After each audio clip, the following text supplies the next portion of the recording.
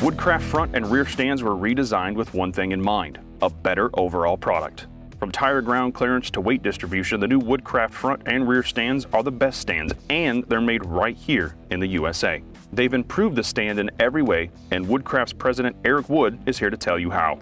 Our idea with the rear stand was a very old concept that I happened to see in my garage, and I was looking at the bicycle seat post on the bicycle I ride every day, and I'm like, well, there's a joint where two pipes come together that's proven to be super durable. Everyone believes in it. You can be a 400-pound person, sit on a seat and bounce up and down over a rocky trail, and the thing holds up. So it's got the strength and stability, right? I mean, what's a motorcycle stand gonna lift up? You got two arms, it's gonna lift up a 400-pound bike, even if you put a rider on it, right? So you have 600 pounds, 300 pounds on each leg. I'm like, okay, even without doing the engineering work, which we did afterwards, this is a well-proven thing that's strong enough to do this. And so we then say, okay, so how do you make this work with a stand? Like, it's got to be adjustable, and it's got to never slip down. Like, you know, we've been on bicycle seat posts that have slipped down before, so how do you prevent that? I don't want that to happen with someone's expensive motorcycle sitting on there.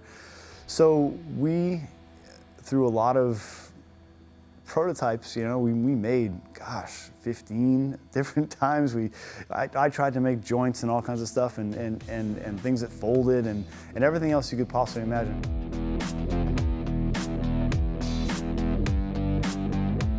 We went through a bunch of different iterations and finally came up with an option where we have a bicycle seat post type design on each leg, and it's got a quick release pin, which we borrowed from our 5-second axle slider design, where we've got a ball detent pin you just pop out. And so the process of taking it apart, per se, is a quick release latch like you do on your bicycle post and a quick release pin.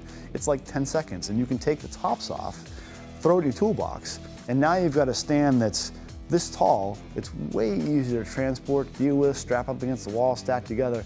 And so it's got a tangible everyday advantage.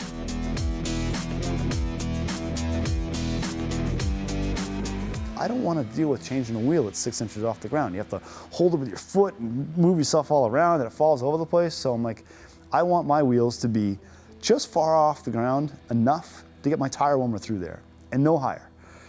And that way the wheel almost rolls in and out, and it's virtually like a quick change stuff. You watch the quick change stuff that the guys do at Daytona and that kind of stuff, and those wheels are like just hovering off the ground. They're practically rolling the wheels in and out of the swing arm, because that's the fastest, most efficient way to do it.